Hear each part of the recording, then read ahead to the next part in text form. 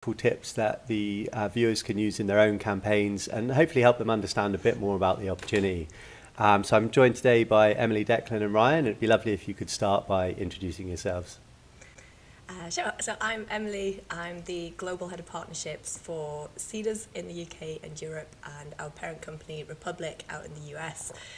But I've been there for about 2 years now, and before that I was a founder myself, which is really fun, so I can kind of see it from both sides of the investment fund. Yeah, and I think you've crowdfunded yourself, right? I've crowdfunded myself, yeah. So I've been through it as a founder, and now it's nice to also be on the other side. Lovely. And Ryan? I'm Ryan, one of the founders of Betmate alongside Declan. So before Betmate, which started in May 2020, before then I had a bit of experience in product management as well as venture capital, so helping early stage founders from inception stage right through to first round of funding and beyond. And then we started Betmate, which I'm sure we'll get into very soon. Yep, I'm Declan, the other founder of Betmate. Me and Ryan met at a startup incubator where we were working on other people's startups. Went out a couple of times after work, had some beers, threw some ideas around, and we landed on Betmate that we couldn't shake. And here we are 3 years later nearly. So amazing. So give us the pitch for Betmate. Tell us what it does in a nutshell. So Betmate is a people versus people social gaming platform effectively. So Dec and I are both huge football fans, big sports fans ourselves. And previously, even still to this day, we like a bet. We like competing against each other, friends, and we felt there was room in the market for a brand and a product that speaks very differently to what you normally associate with this industry. So I think for us that was a brand that is more responsible, that's more social, community driven, and has a lot of those values that I think modern consumers really look for, and that's why we started Betmate. Everything on Betmate is people versus people. We act as a facilitator. Somebody always wins, and you're not betting directly against us. It's community versus community. And so give me an example of like an average pot. Would it be sort of 12 mates putting in a fiver each, that kind of thing? Or? Yeah, so we actually started hosting larger pots ourselves. So you're talking hundreds of people putting, say, £5 in together. And then no matter what, someone would come first and win, say, 60% of the pot, and it kind of laddered down. So if you can finish 10th and win more than your stake back. And then we actually introduced friends versus friends private pots. So if us four just wanted to set a game up on Betmate, you can do that. And we actually make 0% on that. That's just a tool that we offer so that people can, bring the friends to the platform and have a little bit of enjoyment. Yeah, and the focus is football, right? Yeah, so for us, the main focus originally was actually on daily fantasy football. So before we even launched Betmate, we spent a good year really trying to understand our target demographic to make sure that we were building the right thing. So we did a lot of problem interviews with a range of different personas, and we eventually concluded that daily fantasy football was the route to go down. And what that means is, let's say if you're watching Man United, Man City, or Liverpool, Everton at the weekend, you can join a Betmate pot against the rest of the community or build your own private one for that specific game. You build your 7-a-side football team, and then during the match you score points for everything from goals, assists, all the way through to tackles and interceptions. And then since then, we've actually evolved the product, and since the Seedrs raise, so when the Seedrs raise happened, we were still just fantasy football. Since then, we've evolved the product. We've got a bunch of different games now that are more kind of centred towards your casual football fan, and we're excited to launch them and continue that for the new season. I think it's interesting to talk about the kind of validation people do right at the start of their journey. So give us an idea of the kind of scale of the number of interviews you did, or the kind of products like before your first MVP. So nearly 100 plus interviews and different types of personas as well. So we looked at your organizer, so the person that would organize a social bet between them friends, and then all the way through to kind of your influencer, someone that on the social network will speak about a particular game and invite their audience to play against them. And for us, we're trying to understand what their frustrations were, what their motivations were, what their current habits are. Yeah.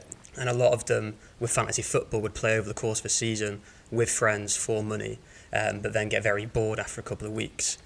So for us, we found in the UK there was a particular gap there that we could focus on, and then eventually evolve into other predictor games that people play. Yeah, and presumably you're giving something to influencers that they feel more comfortable kind of promoting than perhaps a traditional bookies, right? Yeah, exactly. And, you know, the betting industry can get a negative reputation, and rightly so. So, yeah, for us, building a brand that, you know, has values of responsibility, social, community-led, are really important. Yeah. And like you say, I think it's a lot easier to hopefully get behind as a modern consumer, and hopefully we can change that perception and what it means to be a brand within this industry. Yeah, we're very much anti-industry in a lot of what we do. You know, we explicitly go out there and say that we'll never do slots and casinos, style games, no instant wins. You know, if someone wanted to spend a large amount of money on Betmate, they physically couldn't. You know, there's a ingrained level of social responsibility on the platform. You know, I think if you were to play every game that we offered at the start of the season, for the first week, say, you can maybe spend £60. And with a traditional bookmaker, you'd be able to spend that every minute of the day. And you could log on at 3 a.m. drunk and start betting on Argentinian dog racing from halfway around the world and chase your losses on slots and casino. And that's all stuff that we're, you know, very much against. We want to be a betting brand that disrupts the industry and makes it a lot more fair, social, level the playing field. And we almost look at brands that have crowdfunded, like your Brewdogs and your Revolutes and, you know, everything in between, and they are very much disruptive brands that we aspire to be. And obviously saw the path that they went down in terms of going down the crowdfunding route, and we felt that was an obvious route for us to go down. Perfect. So we'll get onto the raise a little bit in a moment, but Emily, it'd be lovely to hear. I think everyone watching will kind of know what crowdfunding is broadly, but do introduce us to Seedrs, and then it'd be good to hear like the kind of scale that it's operating at the moment, like number of raises, sort of thing. Yeah, of course. So we are the world's leading private equity platform. And what that means is that we raise for companies right from seed. We actually go right up to pre-IPO because we also do a secondaries market, but our kind of primary raising, which is a crowdfunding platform, is where a company launches a campaign looking for investment in return for equity in their business. We facilitate that through a nominee structure, which is Seedrs nominee. And essentially you bring in money from a few different areas. So you'll bring in money from your personal network, your community, which can be your customers or people on your social media or people on your email database. And then the final bucket is the Seedrs investors, and all three of those will help you get to your raise amount. Yeah, and we'll definitely break those down because I think it's really interesting to think like how do you manage each of those key channels. But before we get into that, like what was your raise that you did? Like where are you at in your funding journey, and then what did you do on the crowd? So in the funding journey, I guess our first round, our pre-seed round, was June 2021. We raised £150,000, which at the time was the SEIS cap. And then around a year and a half later, started to raise the seed round. And for us, there was a period in between where we raised using an advanced subscription agreement as well. So on Seed Legals, it's super easy to create those. And essentially what that means is if you're not landing on a valuation for your business right now, it almost acts as a convertible note, but converts in equity at a discount. So we raised a little bit of money through that to help us get the right growth metrics for Seed. And then we started those conversations around June 2022. And then we went live on Seedrs in November. So for us, we wanted to crowdfund it as soon as we kind of looked at what we wanted from this investment raise. We managed to land on Seedrs, the platform that we used. And so you're effectively sort of topping up your working capital, knowing that you want to hit a certain milestone in terms of like active users or something like that. Is that right? Yeah, it was really difficult for us because we spent the first couple of months really iterating the product, and there were certain milestones, growth indicators like number of users, retention that we really wanted to improve. So we wanted to test a few different avenues. So then after we raised the 150k, we were doing those things, but we wanted to spend a little bit more time and money kind of executing. So then we were able to kind of work with content creators on YouTube, and we were able to prove a little bit more demand about the product, and then that set us up hopefully nicely for the Seedrs crowdfunding campaign. And you able to share any of those sort of milestone metrics you were looking for, like in terms of revenue or users or something like that? So for us, it was mainly testing different marketing channels. So we knew that players enjoyed the fantasy football game. And for us, it was making sure that we could actually branch out more than just your network. and then we could capture the eye of the casual fan. So for us, we worked a lot with YouTube content creators, and then also looking at testing different Twitter advertisement campaigns and all the rest of it. And because of our industry, there are some regulations that you have to be aware of.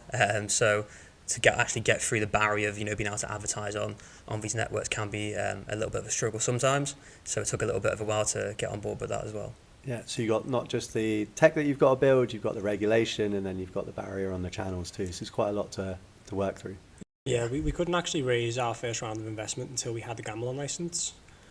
So we, when we started Betmate, we took like 9 months to just start working on the tech in the background and started having conversations with angels and VCs, and it was very much a case of, sounds great, you haven't got a product until you have your license. Yeah. So, we took the SAS cap, the 150, basically one, they got the license to launch and get us to a certain point. And then once we, were happy enough with the traction that we had, we started taking some ASA money in, and the Seedrs round was pretty much to double down on what we've got and really put like the additional money into the marketing channels as well as like new product developments, as Ryan mentioned earlier. For next season, we're going to launch the platform again with 5 games, so 5 game types as opposed to the 1 that we had in the first year. So that's kind of where we're at. So you've got those metrics that you were getting towards in terms of sort of customer acquisition, number of active customers and so on. Like when you look back at that raise, like what were the features of it you think that like allowed you to be successful in terms of social proof? Because it could obviously be anything from a great advisor, a certain like video. Like were there like 2 or 3 elements you mentioned that you think allowed the campaign to do well?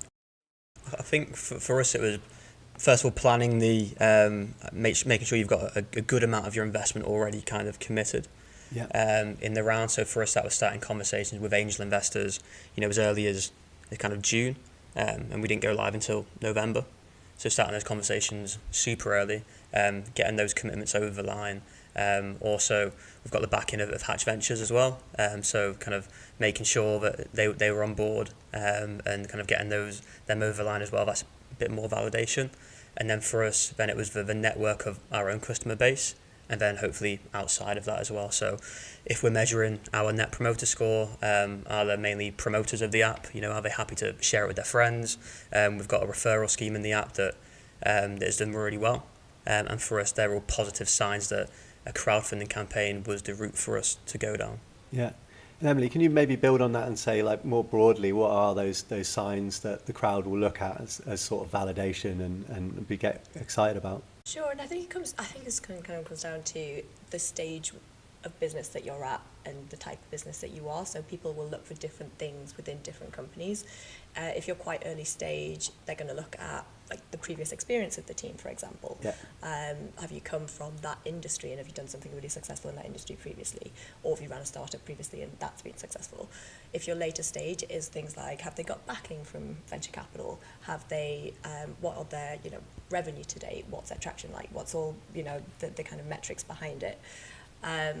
But I think it's just really important to make sure that you're telling the story through the crowdfunding video and through the points that you're making on your pitch and really highlighting the things that are really relevant to the stage that you're at. Yeah.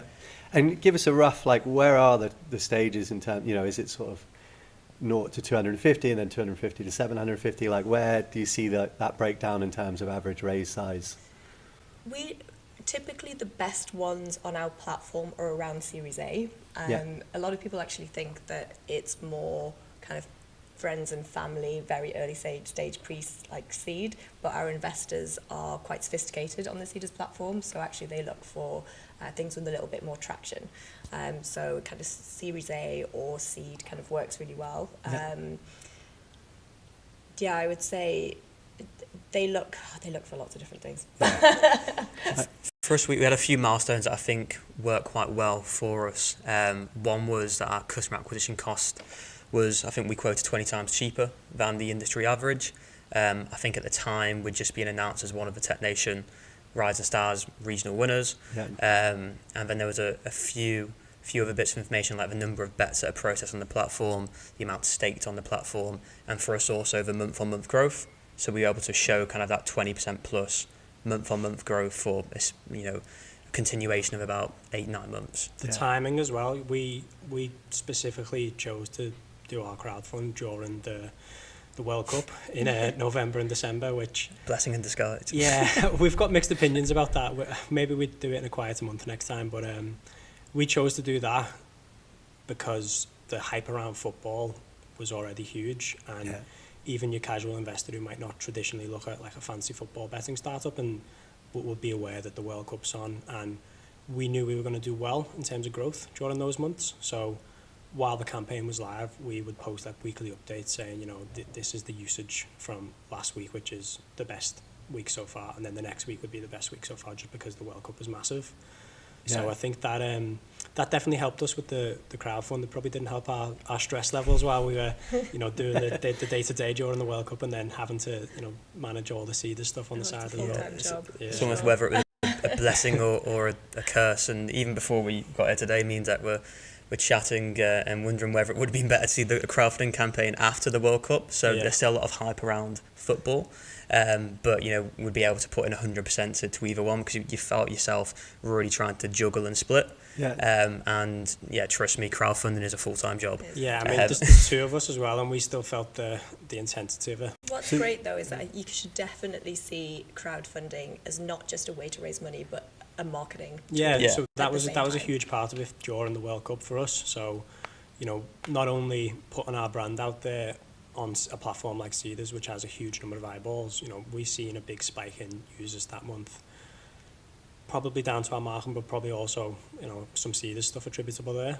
We've got some good investors off the back of that, and they've become, you know, big fans and advocates of Betmate themselves. That's like the biggest benefit. And I remember when I did like the crowdfund myself for my previous company, like we had like 150 investors on board, and they just became like ambassadors of the company, and you could just kind of tap into those. So we just launched somewhere, and we could be like, hey guys, like we've just launched in the supermarket, can you go buy some and help us out? Or like, oh, we're thinking about bringing out this product, or this is our new brand design, what do you guys think? So they become an extension of your team, and like real people who have a belief in what you're doing and have a vested interest in the success of the business.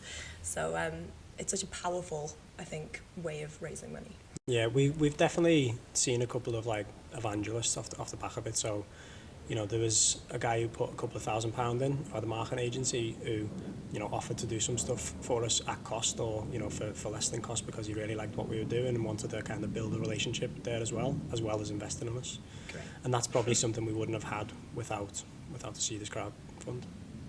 And when you were talking about those metrics and stuff, and the timing of the raise, like it just felt like, you know, to go back to your story point, it's like you just had a lot of momentum, right? Yeah. Like to do that 20%, and yeah, to get your conversion better and better, and then to go live at the exact right moment. So and for us, a large part of that was why we raised that ASA money, which, you know, can be a little bit difficult to understand sometimes, just to explain what an ASA is and how that works. But for us, it was allowed us to then have that momentum and have that growth to enable, hopefully, the Seedrs campaign to do as well as it could have. So it was really important for us to do that. So could maybe one of you three give us a sort of layman's explanation of what an ASA is and how it works? So it's an advanced subscription agreement, something you can set up super easy on a platform like Seed Legals, and essentially you buy an equity stake in the company as an angel investor, but a discounted rate of the next valuation. So let's say our valuation is going to be 6 million, but we set up an ASA and it's going to be at a 20% discount. So your shares convert at that 20% discount. You can have a cap as well, so that might interest investors too. So the cap is 4 mil, but we're going to target 6, so they know they're getting a greater discount than they would do otherwise. One of the big reasons to do an ASA, especially like as an early stage company as well, is so that you don't have to necessarily agree on a price at that early stage. So when we done the SAS raise for 150k, we got a value of 1 million, and then since then we'd launched, we'd had lots of traction, but you know, it's hard to say how much that traction should convert into like an increase in multiple on the company.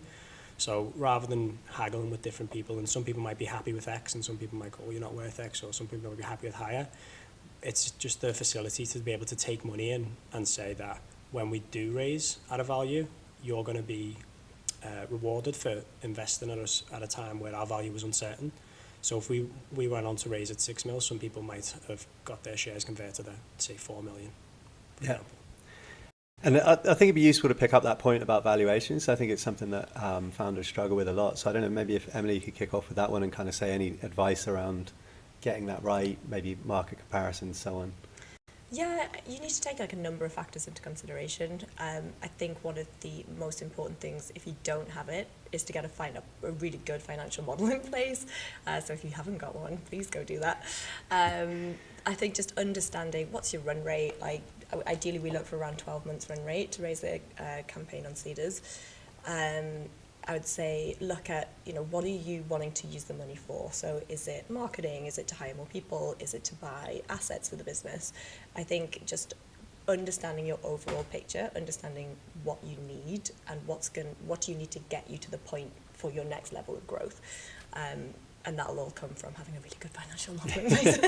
And you want to see in that kind of not just the current round that they're about to raise, but presumably what their next milestone is when they'll next need capital. Oh, yeah. People don't want to just buy into a company that's going to have like nice steady growth. People are looking for the next unicorn, right? So how do you make yourself seem like that? How do you make people so excited about your company that they're like, I'm desperate to buy into that? Yeah. And that's the whole kind of thing around crowdfunding and raising money in general, is just getting people so excited about what you're doing. It's kind of appealing to people's hearts and minds, right? So the minds are like the revenue or the traction or your metrics and things. The heart is the marketing that you're going to do around it. It's the video. It's playing into, have you got a sustainability angle? It's playing into, how are you going to be that next unicorn? And I think that's how you nail crowdfunding. That's a great point. And it'd be lovely to hear from one of you two, like how, so we've been quite nuts and bolts in terms of your, talking about your progress, the metrics you wanted to hit. But, when you went live, you had one game going in one sport. Like, how did you kind of show the potential, like the future, the dream of where it could be? The video was a big part for us. I think we had a really good day filming it. But we wanted to really get across, what we're about, what we're not about, what the crowdfund was for. So it was about expanding into new game types, new sports, new territories, that kind of stuff. And we managed to condense a lot of, what we think Betmate's about and what the raise was for into like 3 minutes of a video, and get across our personalities and what we're trying to do as a disruptor brand in the industry in that video. And we got loads of really positive comments on the video, because it was a little bit on the nose. It was funny. We done a little bit of bookie bashing in the video itself, and we also got to speak about our metrics and our growth and what we wanted to do, and how this was early, even though the progress was good. We were just talking before we came on live about how awkward it is to film videos in general, and how unnatural it is. That 3 minute video that we shot took about 12 hours for one day. There was a lot of forgetting lines. Yeah, there was a lot of me in particular forgetting lines. I'm glad you said it. You missed 4 penalties, to be fair. No chance.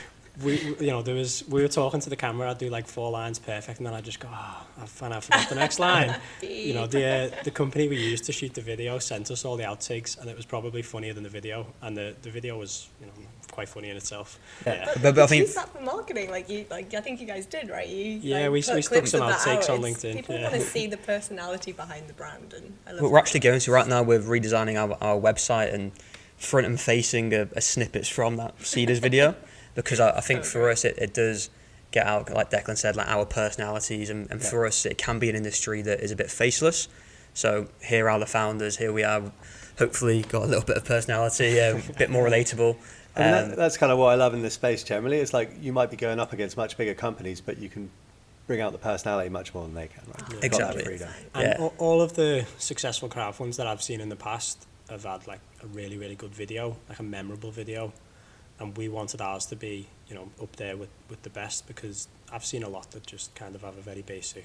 Yeah, here's our people product, who do it. here's I've our seen video. people do it on their phones, and I'm like, what are you doing? Please invest a little bit into it. You're asking people for handing over their money. Do you guys see any correlation between really well put together videos and say success from the crowd?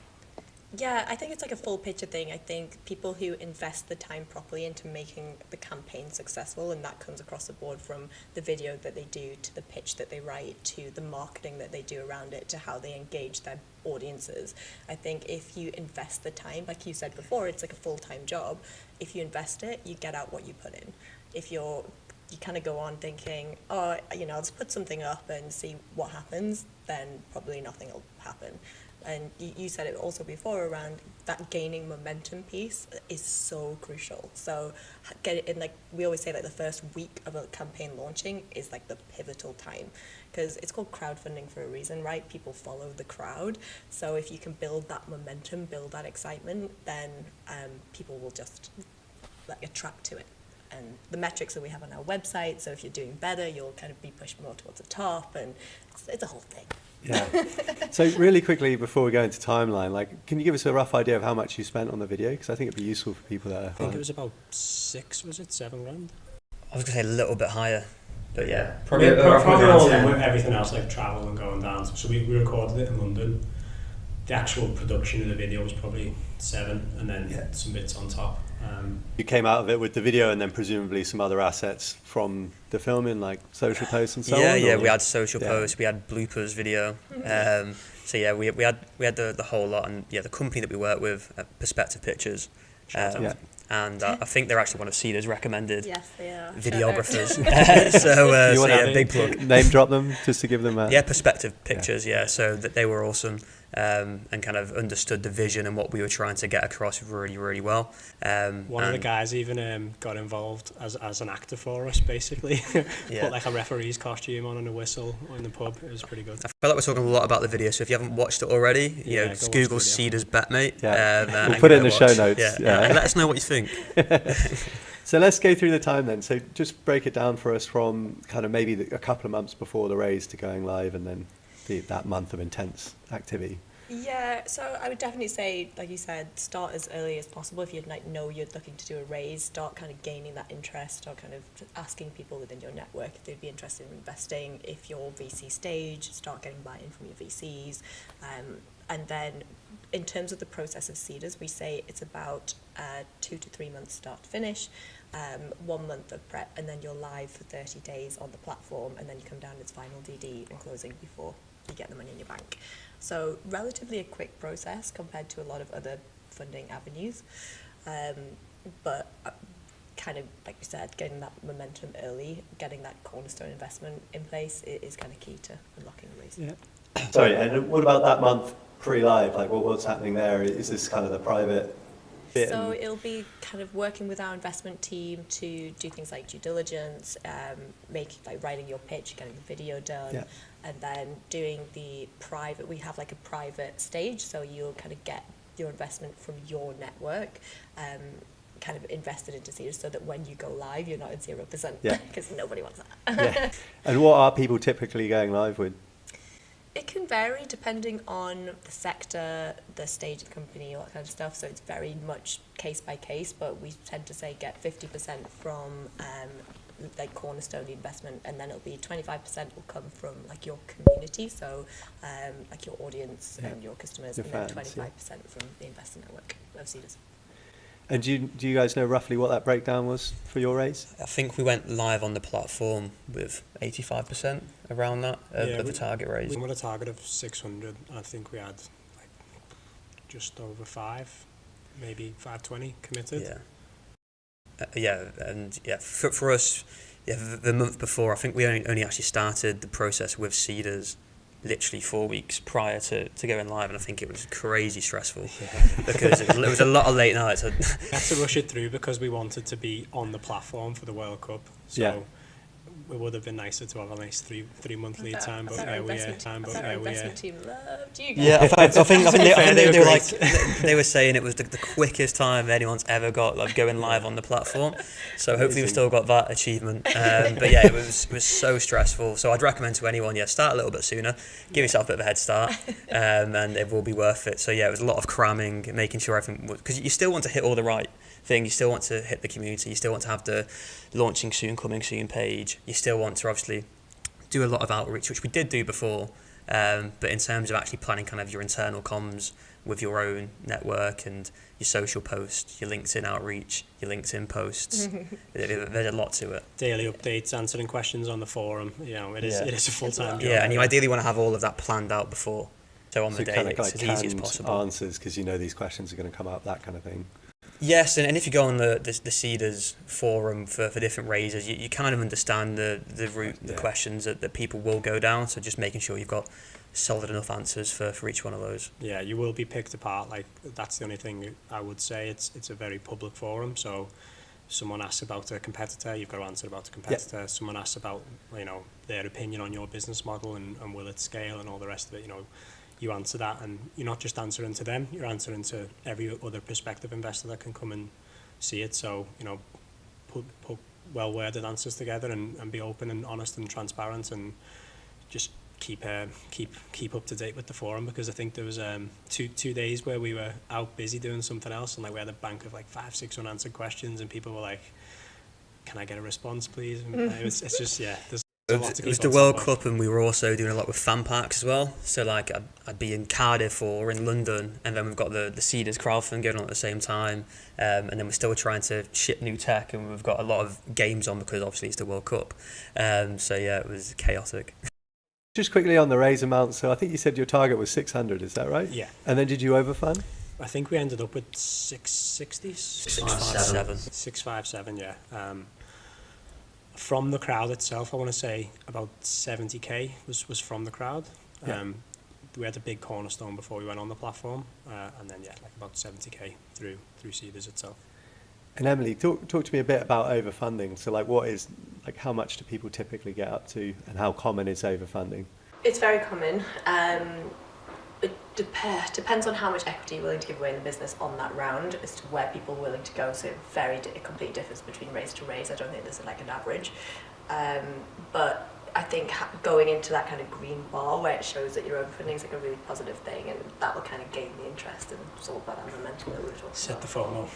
Oh, yeah, 100%. I remember when I did mine, we'd overfunded, and I was willing to kind of go like 50% above the target that we'd set, and it was kind of getting close. And I remember posting on the forum, last 10k, who wants in? It must have been a lovely feeling at that point. Yeah, I was like, I just there. It's not a bad place to be in. Yeah, and it was just that kind of cheekiness and that kind of building that FOMO, like you say. I think people were like, okay, I'll put in. I don't know what I'm putting into, but let's go. It's so analogous from raising privately, right? Like you still need that element of FOMO, even if you're dealing with a couple of seed investors, but this is out there in the public, but it's the same thinking, right? Yeah. I've got like a theory, and maybe you can tell me if this is true or not, that a large percentage of the investors on Seedrs do wait for something to go into overfunding and then kind of jump on it, because at that point it's secure, it's validated, there's some social proof to it. I think it depends. I think we have like hundreds of thousands of investors on the platform, some who are just dabbling in investing smaller tickets, to investors that are really sophisticated, that know specifically what they're looking for, that invest in certain areas. So everyone's kind of prerogative on it will be very different. Like, for example, we have a lot of sustainability investors on the platform at the moment who are really actively investing in sustainable businesses. So if one of those comes on, and like Green Lithium, who's currently live, and they're overfunding, but they just attracted investment like straight away, even though they weren't overfunded. Yeah. Whereas some campaigns maybe need to go into overfunding to give that validation and to kind of get people kind of going a bit more. So I don't know what looks better. Say if a company's target was 500k and they've raised 150k on top, like as overfunding, or if the target's 600 and they've only raised 50 on top, for example. What do you think works better? Is it better for companies to set the bar lower and overfund more? I think you want to set the bar of what you need, and that kind of goes back to how much do you actively need to raise to kind of get your run rate and to get all the stuff that you're wanting to get out of that round. I think having that momentum is really important. So if you get to the overfunding quicker, that's only going to benefit you. but you'll work really closely with our investment team, and they'll be able to kind of direct you on how much they think our investor network will be interested in investing into a campaign, so we can work to what we think will work, and we'll guide you on that. And I think that's really important, and this is why I say everything's different. Yeah, presumably you have loads of data on that, right? So you're able to say, in this sector, we expect this kind of investor and so on. Exactly, yeah. And just to sort of build that out as well, so sustainability obviously has been hot for a few years now. Yes. On Seedrs. Like, what are the other areas you're seeing sort of come through that are, you know, really popular with the investors on the platform right now? We always see success in things like fintech. Yeah. Sustainability's just really big at the moment, but there are certain trends, like niche trends, that are doing well, like canned cocktails performing quite well. We've got Craft Gin Club on at the moment, they're doing well. So F&B brands, we have a lot of F&B investors that are investing. I know venture capital for F&B is really challenging at the moment, so we see a lot of people coming to us to kind of raise capital in that space. But I think if you can angle it like what you guys were saying, where you're trying to be a more sustainable like brand within the space that's typically known as, you know, being not great. Yeah. I think that's a really positive kind of spin to put on it, because people are looking for that kind of thing. And we always find that what is trending or performing well generally in the market will translate to our investor network. Yeah. You're getting a lot of pictures from AI at the moment? Oh yeah. AI-powered I hear stuff. the word AI. Yeah. We're bringing AI into Betmate. It's going to be the new assistant manager. You can be like an F&B brand, just put AI on the end of your title, and people are like, yes. Would you say that the majority of successful raises on Seedrs are mainly B2C? Yes and no. So the important thing is about having a community you can tap into. We do a lot of B2B raises, which people would typically assume don't have a community that they can engage with. Green Lithium is a perfect example of that. They're a B2B sustainability brand, but they had a network, a personal network they could tap into, plus it was the sector that our investors would love to invest in. Yeah. So we knew that was always going to do really well with our base. But I would say if you're B2B or B2C, have the conversation, because it could still be relevant. We also have different functionalities for our platform. Like I said, we've got the secondaries market. We also have an SPV product. We have like a private deal room for like sophisticated high net worth investors. So even if the typical crowdfunding route isn't right for you, or you don't feel it's right for you, have the conversation. We might be able to help in other ways. Yeah. And the private room is basically people can invest and just take away the sort of due diligence and the need to go direct, and they can just invest in you. Yeah. I feel like I butchered the explanation of that, but We'll go with that. perfect. So we're going to wrap it up in a minute, but I'd love to hear from each of you maybe sort of 2 or 3 of your top marketing tips or hacks for rounds, or promoting rounds, right? So, you know, 2 or 3 things you've seen worked or done yourself that you're like, that absolutely landed. That was a really good idea. Yeah, so I don't know who wants to go first. A great video. I think something obviously we spoke about a lot, and it's something that people can engage with straight away. And as you said earlier, it's telling your story. And I think straight away, if whether you be a consumer of that brand or a prospective investor, you can learn so much from a video, from how the founders and the management team communicate. You can learn about the style of the brand, the values that they have, and their future growth, and kind of what momentum they've currently got. So I think that's a really powerful tool to tap into. I'll piggyback on that, because I was just going to say the video. But for me, it's about authenticity as well, and transparency. So people can see through something that's not authentic. You know, if you're trying to come across as something else on a video in particular, that's just not going to go down well. And when answering questions in the forum or speaking to people or posting updates, you know, transparency is key, I'd say. You know, we've had some tough questions asked in the forums, and we've kind of put all of our metrics and our data out on the line, and we've had people pick it apart and ask different things, and what we've done when answering is be honest and open and say, this isn't great, or this is fantastic, and oh, here's the caveat, and all the rest of it. And you know, I think people can buy into you and the way that you respond to things more than, you know, the core of what the company is about as well.